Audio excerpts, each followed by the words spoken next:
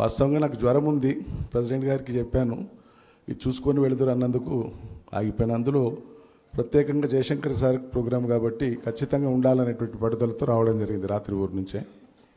2-3 విషయాలు మాత్రమే నేను ప్రస్తావిస్తాను, అందరికీ అన్నీ తెలిసినటువంటివే.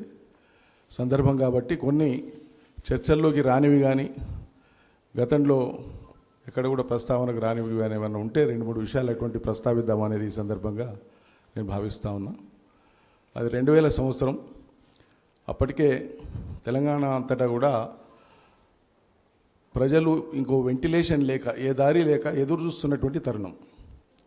సరిగ్గా ఆ తరుణానికే అప్పటికే గూడు కట్టుకున్నటువంటి ఒక అశాంతిని కానీ, అసంతృప్తిని కానీ, బాధను కానీ దానికి ఒక కార్యరూపం ఇవ్వాలా, ఇస్తే ఏ రూపం ఇవ్వాలా, ఆ రూపం ముందుకు ఎట్లా తీసుకుపోవాలనేటువంటి ఒక దీర్ఘ ఆలోచన కేసీఆర్ చేస్తున్నటువంటి సందర్భం. అది వన్ ఫైన్ మార్నింగ్ కరెంటు ఛార్జీలు పెంచిన తర్వాత కేసీఆర్ గారు ఆగస్టు మాసం 2000 సంవత్సరం ఆగస్టు మాసంలో డిప్యూటీ స్పీకర్గా ఉత్తరం రాసినారు. అది తెలంగాణలో, ఒక తెలంగాణ కాదు, మొత్తం ఆనాటి ఉమ్మడి ఆంధ్రప్రదేశ్ రాష్ట్రంలో పెద్ద సంచలనమైంది. బహిరంగంగా ఉండే ప్రజలతో పాటు అజ్ఞాతంలో ఉండేటువంటి పార్టీలు కానీ, వాళ్ళ అభిమానులు కానీ ఇదేదో గొప్ప మార్పుకు దారి తీసేటట్లుంది అనేటువంటి ఒక ఉత్కంఠ, ఒక క్యూరియాసిటీ తెలంగాణలో చాలా బలంగా నెలకొన్నది. అప్పటిదాకా తెలంగాణ కావాలని వివిధ రూపాల్లో ప్రయత్నాలు చేస్తూ వచ్చినటువంటి వాళ్ళందరూ కానీ, వివిధ సంస్థలు కానీ, ఎవరి ప్రయత్నం వాళ్ళు ఎంత చేతనైతే అంత చేస్తూ వచ్చినటువంటి వాళ్ళు కానీ, వాళ్ళందరూ కూడా ఒక ఆలోచనలో పడ్డ సందర్భం. అప్పుడు ఉండేటువంటి ఆ పరిస్థితులలో ఆ లైక్ మైండెడ్ వాళ్ళంతా కూడా ఎక్కడికక్కడ సమూహాలుగా ఉండి ఎవరి గుంపులు, ఎవరి సంఘాలు వాళ్ళు కూర్చొని మాట్లాడుకుంటున్నటువంటి తరుణం అది. కేసీఆర్ గారి లేఖ తర్వాత తెలంగాణలో ఉత్పన్నమైనటువంటి పరిస్థితి అది. అదే నెల ఆదర్శ్ నగర్లో మిత్రుడు భరత్ ఆఫీస్ ఉంటుంది, లీగల్ అడ్వకేట్. నాకు 2 ఏళ్ళు జూనియర్, కానీ కాలేజీలో కలిసే ప్రస్థానం ఉండేది విద్యార్థి ఉద్యమ సమయం నుంచి కూడా.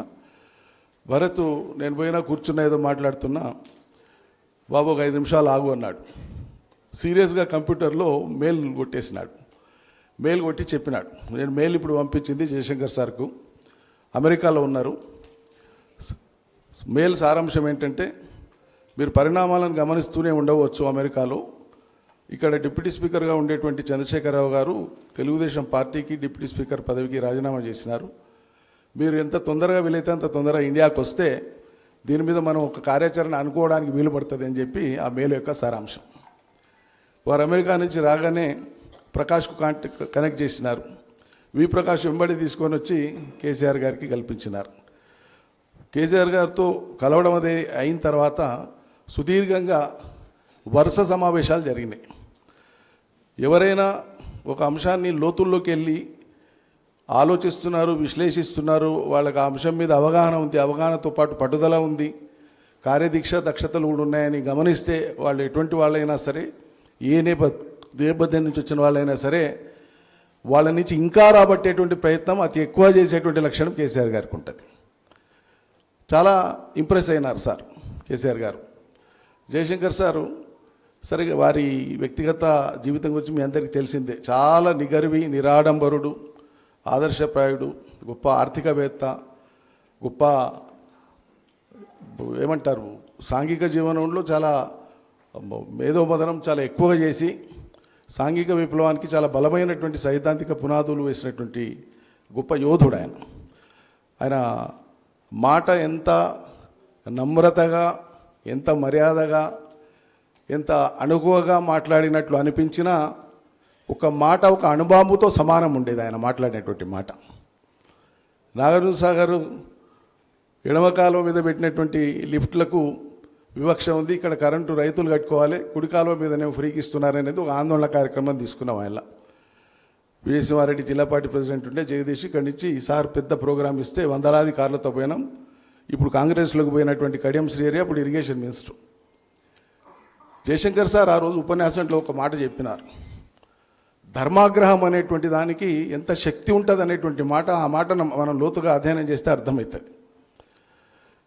ఇందులోకి వచ్చినటువంటి సాగునీళ్ళే కాదు, మా కన్నీళ్లతో కూడా ఈ సాగర్ ఇంత జలమయంగా ఉంటే ఈ నీళ్ల మీద మీరు ఇంత వివక్ష చూపిస్తే మాకు పనికి రాకుండా పోతున్నటువంటి ఈ ప్రాజెక్టు, మాకు అక్కరకు రాకుండా పోతున్నటువంటి ఈ ప్రాజెక్టు మీరు నీళ్ళు ఇవ్వకపోతే తెలంగాణ అంతటా కూడా ప్రతి ఒక్కరూ పిడికేడు మట్టి తీసుకొని వచ్చి దీంట్లో పడేస్తే ఈ ప్రాజెక్ట్ అయిపోతుంది అని చెప్పినాడు. పూడిపోతుంది, ఎవరిని కాకుండా పోతుంది. అంటే అందులో ఉండే ధర్మాగ్రహాన్ని మనం అర్థం చేసుకోవాలి. ఒక అంశాన్ని ప్రజలకు హత్తుకునేటట్లు ఎంత లోతుగా చెప్పగలిగి జయశంకర్ సార్ చెప్పింది అది. కానీ దీన్ని వందల రూపాయల్లో మలిచి చెప్పగలిగేటువంటి ప్రజ్ఞ కేసీఆర్కు ఉంటుంది. ప్రజల భాషలో వందల రూపాయల్లో వందల ఉపమానాలతో పోల్చి చెప్పేటువంటి శక్తి ఉంటుంది.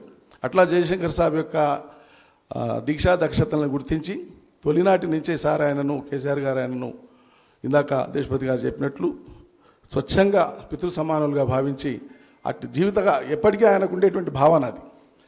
కొంతమంది చాలా క్షుద్రంగా మాట్లాడినటువంటి సందర్భాలు విన్నప్పుడల్లా చాలా బాధ అనిపిస్తుంది, గుండె తరుక్కుపోతుంది. రాజకీయంగా ఎదుర్కోలేనటువంటి, జవాబుకు జవాబు సరైన రీతిలో చెప్పలేనటువంటి అసమర్థులు చిల్లర మల్లర మాటలు మాట్లాడుతూ ఉంటారు. కేసీఆర్ గారి వ్యక్తిత్వాన్ని తగ్గించడం కోసం చేసేటువంటి ప్రయత్నాల్లో భాగంగా చాలా చులకనగా మాట్లాడిన సందర్భాలు వింటే కోపం వస్తుంది, కానీ తమాయించుకోవాల్సి వస్తుంది కొన్ని సందర్భాల్లో. జీవితకాలం ఒక రాజకీయ పార్టీని కానీ ఒక రాజకీయ సంస్కృతిని కానీ మొత్తం ఆమూలాగ్రం వ్యతిరేకించడమే కాదు, అసహించుకున్నటువంటి వ్యక్తి, కాంగ్రెస్ పార్టీని అసహించుకున్నటువంటి వ్యక్తి జయశంకర్ గారు. ఏ రాజకీయ పార్టీ పట్ల కూడా ఆయన అంత కఠినమైనటువంటి వ్యతిరేకత కలిగి లేరు. కాంగ్రెస్ అనగానే 3 తరాల జీవితాన్ని నాశనం చేసిందయ్యా ఈ కాంగ్రెస్ పార్టీ, ఏనాటికి క్షమించరా అన్నటువంటి పార్టీ కాంగ్రెస్ అని చెప్పి నమ్మి అదే మాట 100 సార్లు చెప్పిండు జయశంకర్ సార్. 100 సార్లు చెప్పిండు. ఎటువంటి ప్రయత్నం అసలు ఆయనది, ఆయన చేసే ప్రయత్నంలో కానీ ఆయనకుండే పరిచయాలను కానీ తెలంగాణ సమాజానికి ఎట్లా ఉపయోగపడాలనేటువంటి ఒక తపన. ఎక్కడో ఏదో రాష్ట్రంలో ఒక ఆర్థికవేత్త ఆయనకు ఢిల్లీలో ఉండేటువంటి ఫలానా రాజకీయ నాయకుడితో వాళ్ళకి బాగుందంటే, ఎందుకంటే ఈయన ఎకనామిక్స్ కదా, అర్థశాస్త్ర నిపుణుడు, సిహెచ్ హనుమంతరావు గారితో స్నేహం ఉంది. డాక్టర్ మన్మోహన్ సింగ్ గారితో ప్రత్యక్షంగా చాలా చనువైనటువంటి పరిచయం జయశంకర్ గారిది. ఇది చాలామందికి తెలియదు, చాలా దగ్గరి పరిచయం.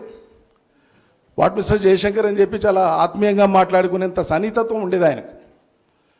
ఇటా ప్రతి పరిచయాన్ని కూడా తెలంగాణ అల్టిమేట్గా ఒక రాష్ట్రంగా ఏర్పడడానికి ఈ పరిచయాలన్నీ ఎట్లా దోహదపడతాయని చెప్పి ఛానలైజ్ చేసి దారి చూపించేది ఎప్పటికప్పుడు.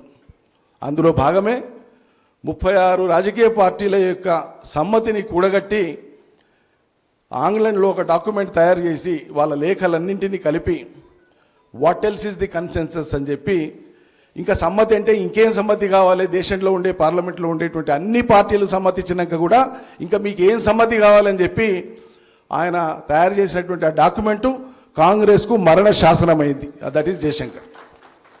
సో ఇన్ని పార్టీల యొక్క మద్దతు కూడగట్టడంలో కానీ, కేసీఆర్ యొక్క రాజకీయ లక్ష్యం తెలంగాణ సాధించడంలో కానీ ఒక పాత్ర, ఒక ఆచార్యుడి పాత్ర పోషించినటువంటి జయశంకర్ గారి యొక్క జీవితం మనందరికీ కూడా ఎల్లకాలం స్ఫూర్తిదాయకమైందే. వారు ప్రాతస్మరణీయులే కాదు, వారు చిరస్మరణీయులు కూడా. ధన్యవాదాలు. జయశంకర్ గారికి అంటే జయశంకర్ గారు హైదరాబాద్ సంగమ సంస్కృతికి అంటే హైదరాబాద్ సంస్థానం, హైదరాబాద్ అంటే నగరం కాదు, హైదరాబాద్ అప్పుడు ఒక దేశం, హైదరాబాద్ తెలంగాణ ఒక దేశం, హైదరాబాద్ సంస్థాన సంస్కృతికి ప్రతీక ఆయనకు ఉర్దూ అంటే చాలా ఇష్టం. ఆయన ఉర్దూలో చదువుకున్నారు. ఎప్పుడన్నా నేను అడిగేది, సార్ మీరు ఇంత పకడ్బందీగా మాట్లాడతారు, గోడ కట్టినట్టు ఉంటుంది సార్ వాక్యం, ఎట్లా అంటే నేను ముందు ఉర్దూలో ఆలోచిస్తున్నాయా అనేవాడు. నేను ముందు ఉర్దూలో ఆలోచిస్తా, దాని తర్వాత సమానార్థకాల్ని తెలుగులో ప్రయోగిస్తా అని చెప్పేవారు. జంధ్యాల పాపయ్య శాస్త్రి గారని గొప్ప కవి, మహానుభావుడు. ఆయన తెలంగాణ పట్ల కించపరిచే ఒక మాట అన్నాడు, తౌరక్యాంధ్రులు అన్నాడు. జయశంకర్ గారికి కోపం వచ్చింది, అంటే తురకం కలిసిన తెలుగు ఉంటుంది అని. జయశంకర్ గారు వరంగల్ నుంచి బయలుదేరి విజయవాడ పోయి జంధ్యాల పాపయ్య శాస్త్రి గారిని కలుసుకున్నారు. ఎవరు మీరంటే, నేను హనుమకొండ నుంచి వస్తున్నాను, నా పేరు జయశంకర్. ఎందుకు వచ్చినారంటే, మీరు ఈ మాట అన్నారు, ఇది తప్పు కదా అన్నారు. అని ఒక మాట అన్నాడు జంధ్యాల పాపయ్య శాస్త్రి గారితో. మీరు మాట్లాడే తెలుగులో కూడా ఉర్దూ ఉంటుంది, మీ పద్యాల్లో ఉర్దూ ఉంది అని చెప్పినాడు. నా పద్యాల్లో ఉర్దూ ఎక్కడుంది అన్నాడు. వెంటనే 2 పద్యాలు చదివి చెప్పినాడు. రాజాజీ మున్నగు పెద్దలకు, అంటే మద్రాసు రాష్ట్రం ఏర్పడాలని వాళ్ళు మద్రాసు రాష్ట్రం నుంచి విడిపోవాలని పోరాడుతున్నప్పుడు రాసిన పద్యం. రాజాజీ మున్నగు పెద్దలకు మా రాష్ట్రము పేరంటేనే బేజారెత్తును గుండెలు అని రాసినాడు ఆయన. ఈ బేజార్ అంటే ఏమిటి పాపయ్య శాస్త్రి గారు? బేజార్ అంటే ఉర్దూ.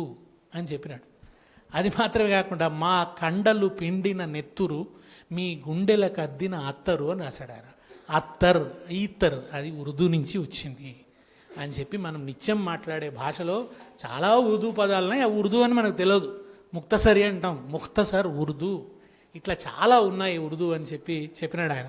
ఎప్పుడు ఒక కవిత కోట్ చేసేది జయశంకర్ గారు, గాలిబ్ది అనుకుంటా బహుశా. ఒక ఆయన మసీదులో కూర్చొని మద్యం తాగుతున్నాయట. అప్పుడు ఒక మౌలవి వెళ్ళి ఇక్కడ తాగొద్దు కదా అన్నట్టు. ఎందుకు తాగొద్దు అంటే ఇక్కడ దేవుడు ఉంటాడు కదా అన్నట్టు. వెంటనే ఆ తాగుబోతూ నాకు దేవుడు లేని చోట ఒకటి చూపిస్తావా, అక్కడ పోయి తాగుతానన్నట్టు. ఈ కవితను ఎప్పుడు జయశంకర్ సార్ అంటే ఆయన మాట్లాడుతుంటే సాహిర్ లూథియాన్వి, గాలిబ్, ఇట్లా అనేక మంది కవితల్ని ఆయన అద్భుతంగా కోట్ చేసేది. ఫసీ ఉర్దూలో మాట్లాడేది. మైనారిటీలు జయశంకర్ గారు ఉపన్యాసం వినడానికి చెవి కోసుకునేది.